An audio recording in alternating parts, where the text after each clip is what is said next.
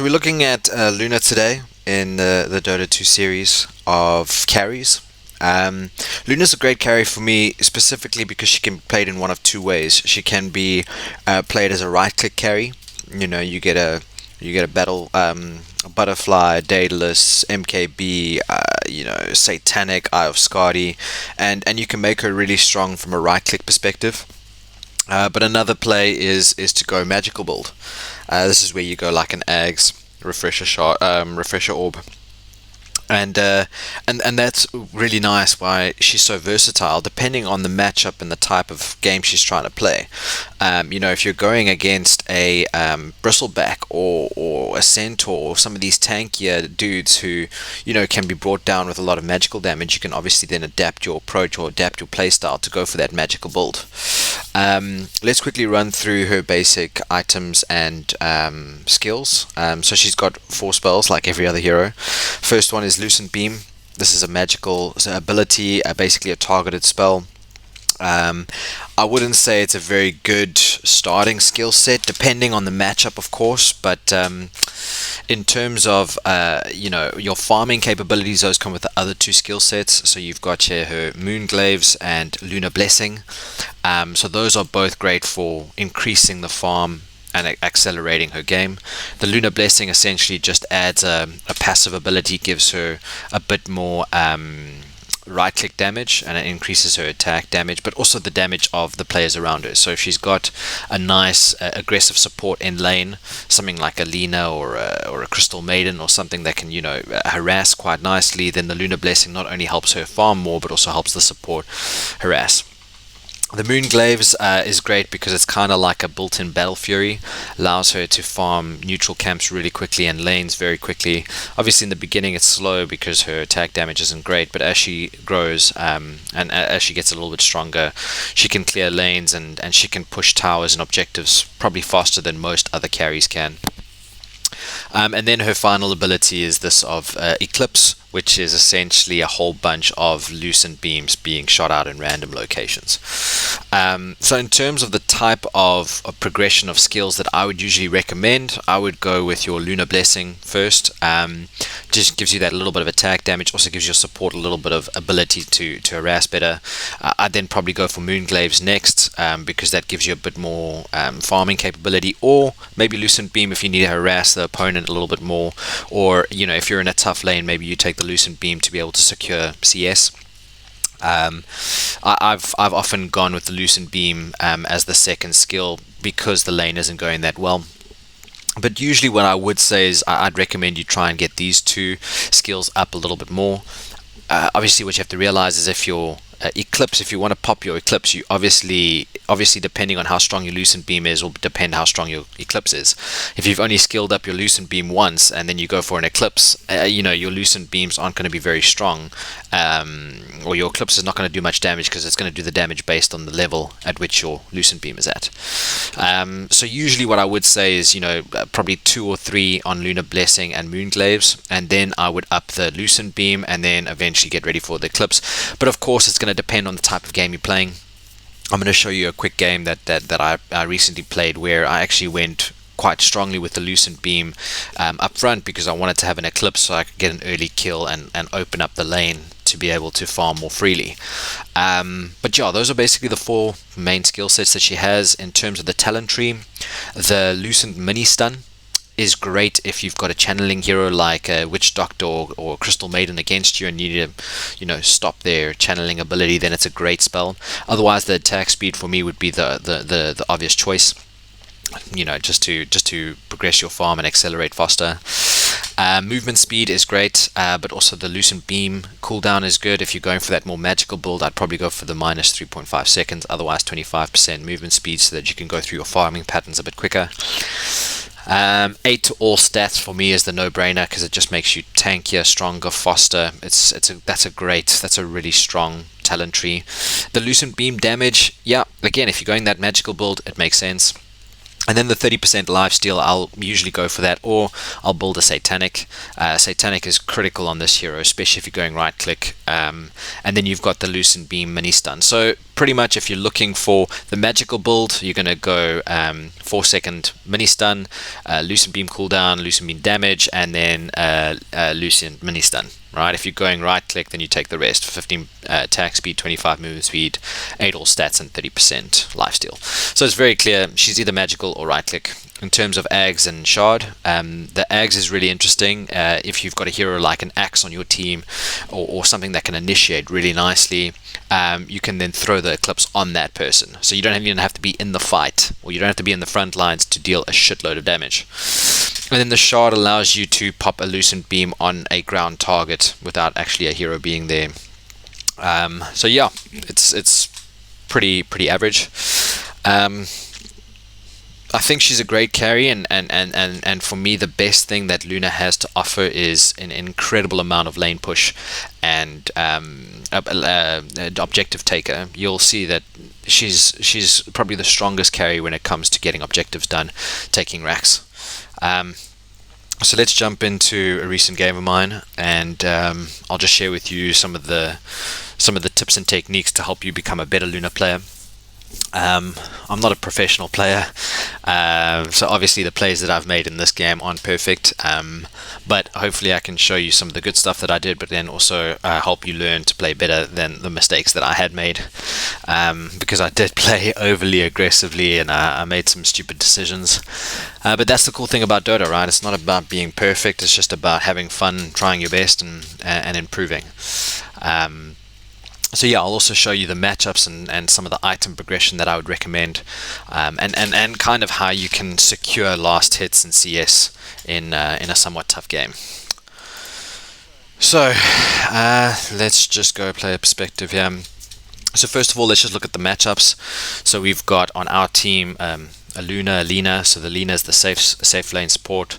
Then we've got Hoodwink middle, center off lane, and then Ogre roaming support 4. Playing against a sniper, a Kitty, Slark, Bristleback, and Rubik. Sniper's always a challenge because you've got to get on top of the sniper. I think the Hoodwink, that would probably be the Hoodwink's role, is to try and get on top of that sniper. The Kitty is frustrating because of the Moonlight's shadow, and something you'll see in this game particularly. And just a reminder to support, please always carry dust. There's nothing worse as a carry player to have to substitute a slot in your items for dust, because it's just not being done by your supports. Slark, you see, Slark is not really a great matchup for Luna, because as soon as I pop my Eclipse and he goes into a shadow dance, the Eclipse does nothing to him, so I have to obviously time the Eclipse to a point where it clips him. Bristleback, if I go for that magical build, the Eclipse, and I have him as a solo hero, not a bad matchup. And then Rubik obviously can steal it. So this is I would say, pretty average matchup for me personally. In terms of my starting items, you can either go for 6 tangos or for 3 tangos and a salve. And I just took 2 ironwood branches for in lane sustain and being able to use tangos a little bit more freely. And then I'm building into a Wraith Band just to have a little bit of extra armor and a little bit of extra attack speed and attack damage, so that I can last it a little bit better. And then I'm going into a treads, so that's sort of the item progression that I would mostly recommend. Obviously it's going to depend on how the lane is going. My first item or first skill set here was the Lunar Blessing, because I want to be able to secure some last hits and some right click damage. The great thing about Luna is that she's pretty easy to farm with. I mean, she does a lot of damage. She's ranged, so she can obviously target other heroes. There the Lina got a nice stun off, so she's going to harass nicely. Obviously playing against a Bristle, it makes a lot of sense to get a wand, so that's what I'd recommend playing against any kind of Bristleback player. But yeah, the point is you want to try and stay safe, right? So you want to try and stay close to tower, pull creep aggro, try deny where you can, try and ensure last hits, put some harass on the other heroes. So your basic laning stage. I'm just going to fast forward a little bit here, and hopefully we can get to the first kill. So what you'll notice here is that the Lina is trying to pull creep, so I'm obviously just trying to stay alive, trying to get last hits. I have skilled up the Lucent Beam as well as the Moon Glaives, so it's a 1-1-1. I did go for the Lucent Beam first before the Moon Glaives because I wanted to be able to harass, but also being in a lane where the Lina is mostly pulling, or not really in lane, it helps me also farm a little bit more securely. And I think that's the issue with having a Lina support, is that her stun is very unreliable. So that's why I felt a little more comfortable going the Lucent Beam, so that I could harass, but I could also secure some last hits. So yeah, in terms of the farming, it's actually going quite well. The Lina's keeping them off me, and here we have the first kill. So let me back up a little bit so we can just see what happened here. So this is really actually the Lina keeping the Rubik nice and low and keeping the pressure on. For me, the highest priority kill in this lane is the Bristleback. That's why whenever I'm doing a Lucent Beam, I'm trying more to target him than I would be the Rubik, and I'm letting the Lina focus on the Bristleback. So here you can see they are slowly going to start overextending, and Lina's going to catch the Rubik a bit by surprise, and that's going to set up for this kill. So constantly just trying to keep the Bristleback a little bit low. Obviously hitting him in the back is not really effective because of his ability to reduce damage there. I lost the courier, but that was a great stun by the Lina, and now you can see that we're pretty close to killing the Rubik. Now here is a very important thing. I could have easily killed the Rubik, and maybe that would have been a good play, but I felt that the Bristleback was a bigger kill, so it would have made more sense to ensure this kill, which I wouldn't have gotten without a the Lucent Beam. You can see that he's not taking much right click damage. The misplay here is I should have done the Lucent Beam a bit earlier, and then I could have maybe saved the Lina, but unfortunately the Lina did die, and then I could pop the wand to give me a little bit more sustain. So yeah, that was the first kill, set up mostly by the Lina, but just keeping the Bristleback nice and low and skilling up the Lucent Beam because of the lane that I found myself in. Here, just juking a little bit to get out of lane. I'm TPing back, and then I can get the Morbid Mask. I think a Morbid Mask is a great starting item for any right-click carry. Whether it's Morphling or PL or Anti-Mage or Ursa, it depends. Also, you might want to go Battle Fury, then you go Ring, and that gives you quite a bit of sustain. But I do like Morbid Mask because I think it just gives you a lot of sustain, and allows you to just stay in lane and eat up that experience, because this meta is really about staying in lane as opposed to going to the bush too soon. So here we go. I'm slowly starting to set up for a kill on the Bristleback, and the reason why is I'm building up the Lucent Beams, and I'm going to take an early Eclipse, and the reason for that is because I want to be able to pop him. So you'll see just now we bait him into a nice vulnerable position, and then using the magic damage you can overwhelm even a tanky hero like a Bristleback quite easily. Okay, so we see that Moran is also in lane, so now you try and play a little bit more conservatively, but just constantly focusing on the Bristleback. Now here is I think the play that you need to try and make with the likes of a Luna. So if I go to free camera mode, you'll see that there's a hero here, which is Rubik. There's also a Kitty sitting here, and the creep wave is up here. If I can unfog. How do I unfog? Okay, I guess there's not one to do that. Now the Lucent Beam and the Eclipse is very effective when you've got one hero on his own, or just two heroes. But if you've got creeps there, then usually the creeps eat up a lot of the Eclipse. So what I've done here is just try to bait out the Bristleback. So he's now attacking me thinking that he's got a couple of goos on me, he's got some stacks, he might be able to pop me, and now I'm bringing him into a vulnerable position where I can pop Eclipse and quite easily bring him down. So let's just quickly resume the play here. So I pop the Eclipse. You can see that the tanky boy is not that tanky against magic. So that's one of the reasons why I went for that Lucent Beam build, and I think that's the beauty of Luna, is you can kind of adjust between right click and magic. So yeah, I'm just going to fast forward here a bit because there's not much happening that is important for you. You got to just go obviously farming lanes. So you go between lanes and pushing objectives. She's really good at that. She's really good at after a kill, you want to make sure that you're pushing as many lanes as possible, going back to your farming patterns, get the stacks going. There's great work by the Lina here to have stacked camps. I mean, as early as level 9, you can take a triple stack at a Ancients camp. So that's just the power of those glaives and the farming capability. In terms of the item progression, I've gone for the Morbid Mask, and there's a couple of reasons for this. Morbid Mask is a great starting item for farming, but also it can be disassembled into a quarterstaff and into a what's that lifesteal thing? I can't think of the name now. Also, obviously, guys, you know, it's great to farm here in your triangle because you can stack both of these camps. It allows you to just accelerate a little bit quicker. So make sure that always, you know, 5 seconds before the minute you're pulling both of these camps, you're pulling it to the bottom there so that you double stack. If you're a support, you're doing that for your carries. If you're a carry yourself, you know, it's pretty effective while you're farming there, just to create a little bit more space. So in terms of the item, quarterstaff and Morbid Mask, and the reason that that's so great is because they can be disassembled and then reused into a different item. So the idea here is to build a butterfly. Okay, now let's quickly look at this fight, because this was a bit of bad decision making from my side. And this is the issue sometimes with being a carry, is you do get quite strong, and then sometimes you get a bit cocky.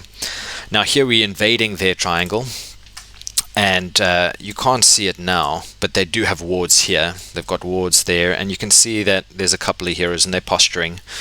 Obviously we don't know that, we're in game, but you know, if you can't see information, you have to assume the worst. So here I go high ground. You can see the kitty is going to land a perfect arrow. So going in aggressively like this without vision is always silly. Luckily the hoodwink kind of ate that for me, but you know, she died in the process. While he's in his Shadow Dance form, I can't do much to him, and there's also not really vision on the map. So luckily I got out, but you can see that the fight is still continuing. I popped the Eclipse a little bit soon, but at least we are going to get the Slark. And then here the image, the vision is an issue. There's no dust. So really frustrating. Another just reminder to supports, if that wasn't the case, we wouldn't have to fight so hard to get this Rubik, who ended up killing us, and the sniper's probably going to get away. So yeah, vision is really, really important, but the first thing that was really my fault is going up high ground against a lack of vision. And yeah, eventually we do get the sniper thanks to the hoodwink and the centaur playing a nice game. Yeah, so in terms of the item progression, again, I'm going to break this down into a Morbid Mask and into a quarterstaff. Then I have a butterfly and a satanic. So it's a nice item now because it's cheap, helps me farm quite quickly. Plus I can disassemble it and then buy bigger items using both of them. Next item that I'm going for is Sanjin Manta style. You either want to go Sanjin Yasha or Manta style. Manta style is great because you can dispel things, you know, and you create illusions, and it just makes you harder to kill. I thought especially against the Slark it would be a good one. In terms of last hits, I mean, I'm keeping up with the Slark. I don't think that's fantastic. I should be going a little bit quicker than him. Now here's another mistake that I've made, and this is where decision making is so important. We've invaded their jungle, we've killed the Rubik. Now instead of going back, I kept engaging, and as I pop my Lucent Beams, so too did the Slark pop his ulti. So my damage is not doing anything to the Slark, but only to the Bristleback. Luckily my team was really good and was able to back me up, and we ended up getting 4 for 1. But maybe if I was a bit behind and maybe the Centaur being in front, you know, I wouldn't have had to sacrifice myself. But that's just being a little bit overly aggressive. You got to know when to fight and when to farm, or when to fight and when to hang back and get into the fight at a later stage. So yeah, here what I've just done is split the Morbid Mask and the quarterstaff, so now I can lead into a butterfly, and then I'll use that into a satanic. Now you go back to your farming pattern. You know, game is quite slow. You keep going through lanes, you know, eat the bush on the way, make sure that the lanes are pushed out. I'm pretty hard to kill at this stage, and with the backup of my team and with the items that I have, you know, I can farm pretty freely, pretty comfortably, and you know, you just want to go through your normal farming patterns, hit the bush, hit the triangle, make sure that you're pushing out lanes, putting pressure on when you see their players, 4 of their team at the bottom rune or at the bottom lane, then push top and try and pressure the tier 2 so that you can you know, try get some progression. What you'll also see now that my farm is now starting to take off over the Slark, just because of the Moon Glaives and because I'm going through the different bushes, and you can just farm a lot quicker with Lunar than you can with, you know, some other carries. So yeah, you just want to keep that farm going, and luckily you've got a good team around you. You can be a bit more aggressive, and then pushing objectives, right? You want to get high ground as soon as possible. So yeah.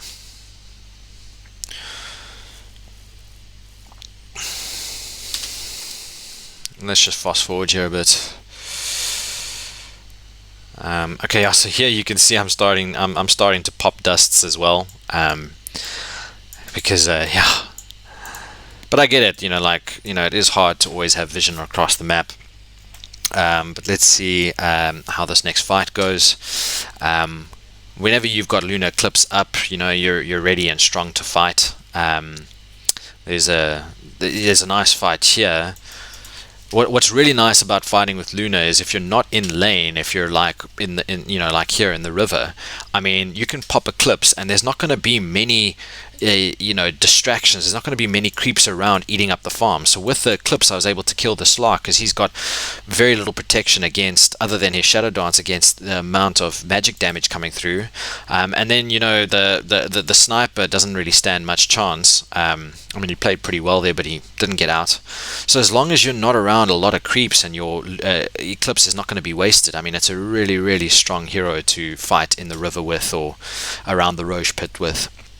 So we'll see here, you know, just getting to the back lines. You don't really want to go on the Bristleback as much, but we've already killed 2 of the heroes. So here you can start investing a little bit of time. Great break play by the Hoodwink there. And then now you want to start, you know, objectifying or doing your objectives. And I think that's the key thing about succeeding with Luna, is she can push towers and get objectives faster than most other heroes. Okay, so they bought back 2 buybacks. You obviously respect that. You go back to farming. You know, I'm going to accelerate way past the Slark now because he's bought back, and, you know, he doesn't have as much space as I do to farm, just because of the fact that we've kind of consumed the map. You know, so just keeping my farm up. It could have been good to push the lanes, but Hoodwink has been taking that responsibility of pushing. There were some bad fights here, and we were a couple man down. So I ended up backing away. But let's fast forward. I just want to show you the last fight in the Roche pit. And then that was pretty much when we won the game. And yeah, it was just really nice to play in this team because I pretty much got saved by the Centaur. But yeah, here Roche is up. So let's do a quick Roche play to see how this one played out. Obviously now with my items, Butterfly and Scardy and everything, you know, you can solo Roche quite easily. They were obviously aware of it. They had vision. The Invis Slark was in there. So let's just slow it down. So what you'll see here is, where's the Slark? The Slark has Silver's Edge, Diffusal, Sanjin Yasha, and Eye of Scardy, so he's pretty tanky. He's building up his stacks. There's nothing I can do while he's in that. Now that was a play by the Centaur. He jumped in and he stopped both players, and there was some vision. His Shadow Dance is coming to an end, which basically means that as soon as I pop Eclipse, he's going to be dead. So let's just slow it down a bit. So I've got my BKB off, and then as soon as that comes off, Eclipse, and you'll just see how these guys are going to melt. You know, and I've got Satanic to go against the Bristleback's Blade Mail. Rubik did steal it, well played by him, but luckily it didn't. Okay, it did have quite a lot of effect on the Hoodwink. But yeah, I mean, I can't take the credit for that kill. The Centaur definitely saved me. But as soon as the Slark's spell came off, you know, it's so easy to kill him. Then we got Aegis, and now, you know, it's just about pushing high ground and just finishing the game. We were also able to take both Rax's bottom off one push, just because of the Glaives. The Glaives move so quickly, and they make so much. They're so devastating to an opposing team's infrastructure. So yeah, Megas, I do die here, I think, which is fine. I mean, we've got Megas against a team that really can't go against Megas. And that's how we won the game, you know. So big heads up to the team. The Hoodwink was able to break the Bristleback, and the Centaur had some great saves, and the Luna was making plays. So ultimately, it's a team game, and you need a good team and have fun with them. But yeah, that was pretty much my tutorial on Luna. I think the key things to take away is one, she can either be a right click or a magic hero, and you can play and adapt her based on who you're playing and how the matchups are going. Number two, make sure that you're pushing as much as possible. You want to get high ground as quickly as you can, because you can wreck the buildings with those glaives. So ultimately, this is a game of objectives, so make sure that she's getting those objectives. And then number three, just make sure that your item timings are good, that you're playing towards, the goals of the team, and playing against the team that you're playing at. So if there's a silence, get a Manta style. Otherwise, you can go for Sange and Yasha to get some tankiness. Make sure that you're robust, you're in the fights. But yeah, I mean, great hero to play with, great hero to have some fun with. I hope that you enjoyed this tutorial, and hopefully I'll check you next time.